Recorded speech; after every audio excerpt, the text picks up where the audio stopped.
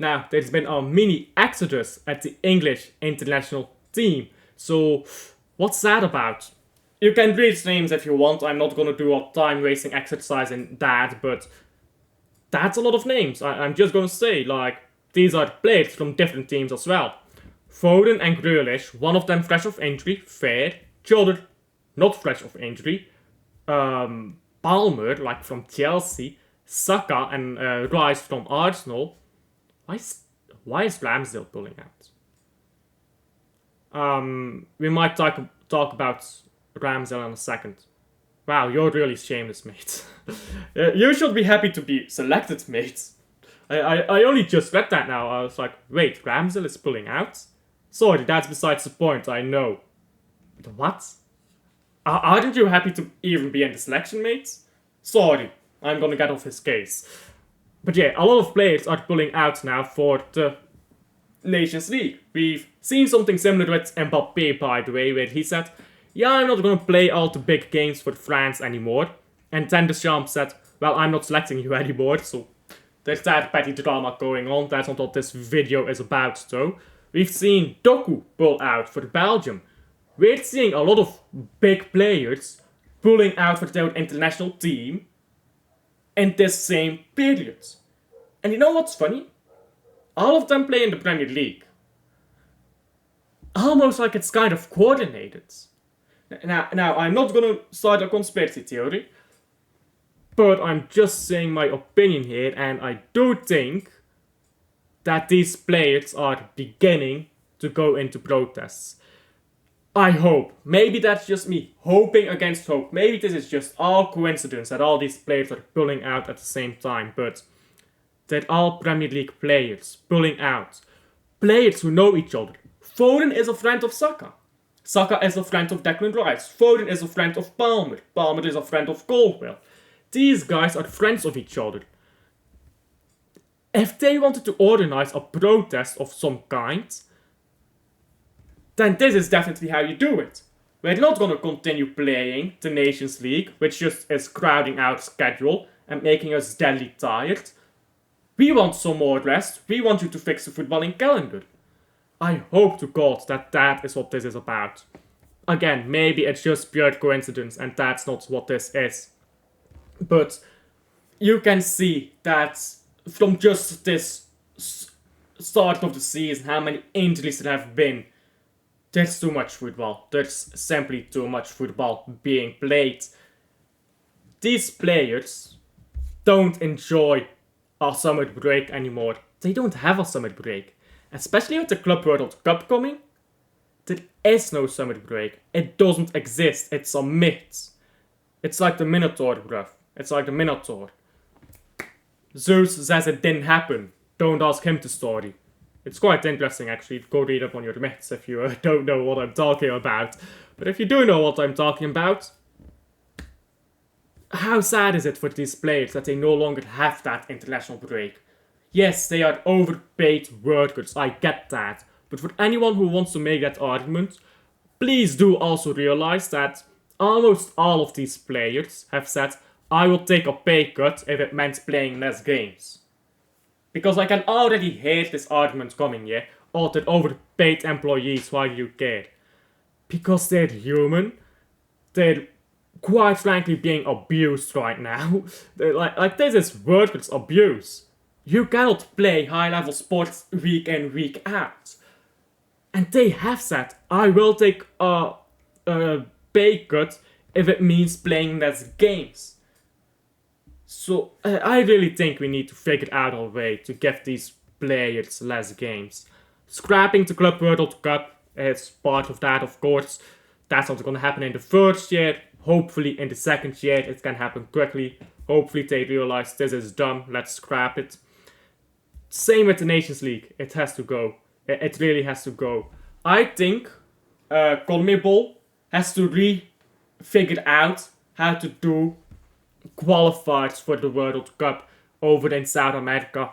Make less games of it, because currently there's so many qualified games in South American football. So if you want to know a way that you can make that work, look up CSGO Major, CS2 Major, the Copenhagen Major, just take that as an example, yeah? They have this super interesting seeding pool where if you play and you win, you of course get your points for winning, so 3 points for winning. Teams who have won play other teams who have won. Yeah? Teams who have had 1 win, 1 draw, teams who have had 2 losses, so on and so forth, they play teams with similar or the same results as themselves. And the goal is not to be top of the table and blah blah blah. The goal is to secure enough wins to qualify. So I'm not sure how many CONMEBOL teams that are attempting to qualify and that are allowed to qualify, but you could have it that you only need to play 5 games and I don't know, maybe 5 teams qualify, right? So the first team to win 3 games qualifies. Now that's an oversimplification of the system. I'm not good at explaining these things, but go look up that system if you're actually interested in it. It's very interesting how that works, and it works really, really well. That's how the majors have always been organized. It's always been so efficient. It has gotten us past that legend stage so quickly always. It's made sure that the games were interesting because it were teams who were normally at the same level playing against each other. So it's a really good system in my opinion, and I think that CONMEBOL is probably gonna be better off playing get their qualified in such a system rather than doing a mini league over there. That's more of a Nations League, by the way. That's more of a Nations League than whatever we have in Europe, because what we have in Europe is like a beta tournament, which is really, really stupid. But I'm not gonna come too much. I hate the Nations League. It actually winds me up just talking about it. But they can't just keep playing like that. Like, let's be honest. The South American footballers, their calendar is even more stacked than that of European footballers. So there's so many things that need to be figured out right in the footballing calendar. And at this point I'm waffling, by the way, I know, but I really hope that this is a first sign of some protest against this overscheduling. Maybe it's all a coincidence, maybe it is, I don't know. I'm just going off of gut feeling. That gut feeling can be wrong. But I really hope these players are actually saying, give us more rest, because come on, the game looks shit right now. You can't say it doesn't. Like, when's the last time you've watched a really entertaining game? I think it's maybe 2 or 3 games this season. And it was mid-table teams in La Liga who don't have international football, who don't have Champions League football. They only have 1 game a week in La Liga. That's the best football nowadays because the players are fit, rested. We really need to see something return to that. Like, of course, it's great for me as a content creator. You can milk content out of every game that's happening. But it's not healthy for the players, let's be honest. Let's be honest, it isn't. Now, tell me down below if you agree, disagree, but do it civilly. Like and subscribe if you haven't already, by the way. But let me tell you a funny story, actually, before I end this video. Because I do see that I'm at 9 minutes. Why not stretch the video out to 10 minutes, right? That's what a professional content creator does. So let me tell you a funny story.